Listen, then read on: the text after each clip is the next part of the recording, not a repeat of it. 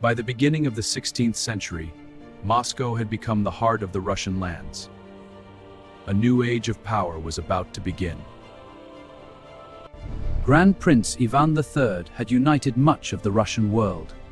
His successors inherited a stronger state than ever before. Then, in 1530, a child was born who would become one of history's most feared rulers. His name was Ivan. Ivan's childhood was filled with violence and political intrigue. Rival noble families competed ruthlessly for control of the young prince. Neglect, betrayal, and fear shaped the boy's personality. The wounds of childhood would later influence the fate of an entire nation. At just 16 years old, Ivan made an extraordinary decision. He would not simply rule Moscow. He would become Russia's first Tsar. In 1547, the coronation changed history. The title of Tsar declared that Moscow now claimed the legacy of emperors. The young Tsar inspired hope among many Russians. They believed a powerful ruler could finally bring lasting order to the fractured land. At first, Ivan governed with intelligence and determination, introducing reforms that strengthened the army and improved royal administration. But beneath the confident ruler, darker emotions were quietly growing. Soon, tragedy would transform Ivan into the man history remembers as the Terrible. The young Tsar surrounded himself with trusted advisors, determined to build a stronger and more united Russian state. Our state must be stronger, united against all threats. New military reforms strengthened the army, while updated laws gave Moscow greater control over its expanding territories. In 1552, Ivan launched a massive campaign against the powerful Khanate of Kazan, determined to secure Russia's eastern frontier. After weeks of fierce fighting, Kazan finally fell. The victory dramatically expanded Moscow's influence across the Volga region. Just 4 years later, Astrakhan also came under Moscow's control, opening vital trade routes toward the Caspian Sea. Russia's borders stretched farther than ever before, and many believed the Tsar's greatest achievements were still ahead. Then tragedy struck. Ivan's beloved wife, Anastasia, died unexpectedly, leaving the Tsar overwhelmed by grief and suspicion. Anastasia, my love, do not leave me. Convinced she had been poisoned, Ivan's trust began to collapse. Friends became suspects, and loyalty became difficult to recognize. Fear slowly replaced reason. The ruler who once inspired hope now believed enemies were hiding behind every smile. The transformation had begun. Soon, Ivan would create a terrifying force that would plunge Russia into one of its darkest chapters. In 1565, Ivan announced a shocking new policy. He divided Russia into two realms, placing one under his absolute personal control.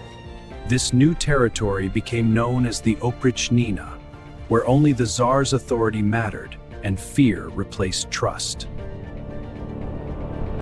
To enforce my will, I created a loyal force called the Oprichniki, sworn to obey the Tsar above all else. We will obey.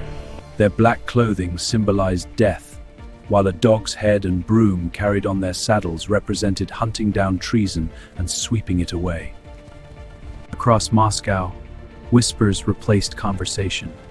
No one knew who might be accused next, and fear spread faster than any army. In 1570, Ivan became convinced that Novgorod was plotting against him. His response would become one of the darkest episodes in Russian history. The Oprichniki marched north. Streets fell silent as executions, arrests, and destruction spread fear throughout the once prosperous city. While fear gripped Russia at home, another crisis unfolded abroad. The long Livonian War drained the kingdom's strength and resources. Years of conflict weakened the economy. Farms were abandoned, trade declined, and many families struggled simply to survive. The empire was expanding, yet its foundations were cracking, and soon, Ivan himself would make a decision that would haunt Russia forever. Years of war and suspicion transformed the Tsar. The confident reformer had become a ruler consumed by fear and absolute power. Your defiance threatens everything. You run that sweater, not Sujat. You dare question me? I am the Tsar, a tyrant, not a father! Russia needs better! In a burst of anger, the Tsar struck his son. The injury proved fatal, leaving Ivan devastated by the consequences. The ruler who had inspired both admiration and fear now mourned the loss of the heir who was meant to secure the dynasty's future. My son. When Ivan died in 1584, Russia inherited a larger empire, but also deep political wounds and growing uncertainty. His surviving son, Fyodor I, became Tsar. Gentle and deeply religious, he relied heavily on trusted advisors to govern. Among those advisors stood Boris Godunov, an ambitious statesman whose influence steadily grew throughout the kingdom. Here we secure the western flank, and the eastern trade routes, they will follow.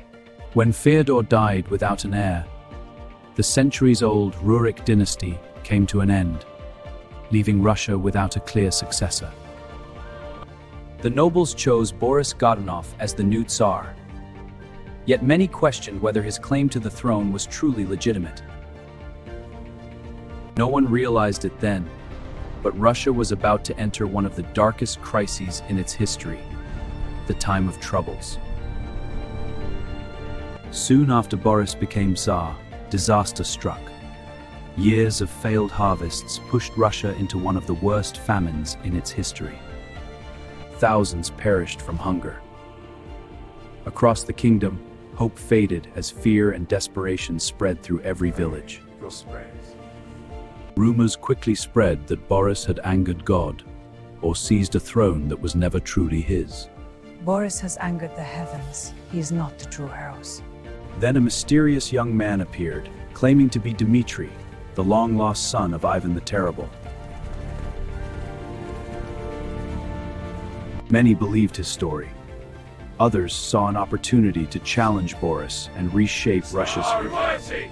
Together we will claim the throne and restore glory! Supported by powerful nobles and forces from the Polish-Lithuanian Commonwealth, the claimant marched toward Moscow.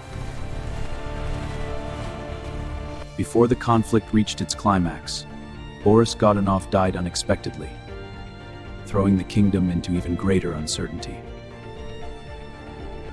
With Boris gone, Moscow opened its gates. The claimant entered the capital and was crowned Tsar. But his reign lasted only months. Suspicion, political intrigue, and betrayal soon turned allies into deadly enemies. The gods are at the gates. Then we move tonight. Russia had no peace, no stability, and no clear ruler. The time of troubles was only growing darker. In 1606, a violent uprising erupted inside Moscow. False Dmitri was killed, and the capital descended into chaos once again. Prince Vasily Shuisky claimed the throne, but rebellion spread across the kingdom as rival factions refused to accept his rule. Soon another pretender appeared, once again claiming to be Dmitri. Russia's political crisis grew even deeper. Foreign powers seized the opportunity. Armies from the Polish-Lithuanian Commonwealth advanced deeper into Russian territory. In 1610, Polish forces entered Moscow. For the first time, the Kremlin stood under foreign occupation. Many feared Russia itself might disappear. Yet across the country, ordinary people refused to surrender hope. A merchant named Kuzma Minin called upon the people to fund a national army and reclaim their homeland. Military command fell to Prince Dmitry Pozharsky, whose disciplined leadership united volunteers from across the Russian lands. Our cause is whole for Russia and our faith! Together they marched toward Moscow, determined to end foreign occupation and restore Russia's independence. The decisive battle for Moscow had begun. the fate of the nation would soon be decided within the Kremlin's ancient walls. For weeks, fierce fighting surrounded Moscow.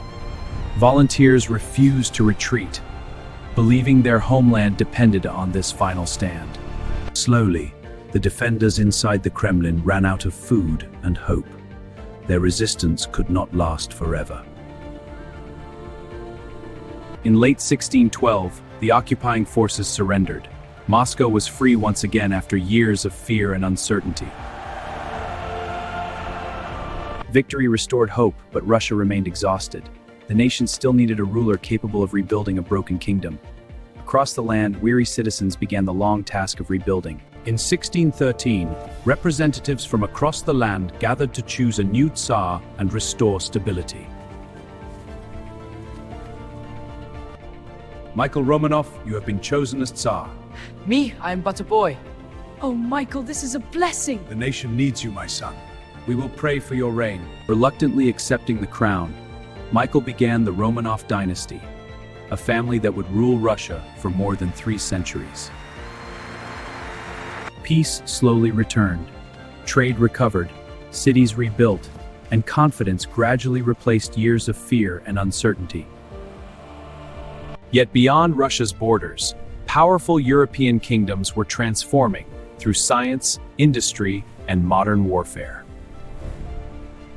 Soon, a remarkable young ruler would emerge with a bold dream: to transform Russia into one of the greatest empires on Earth.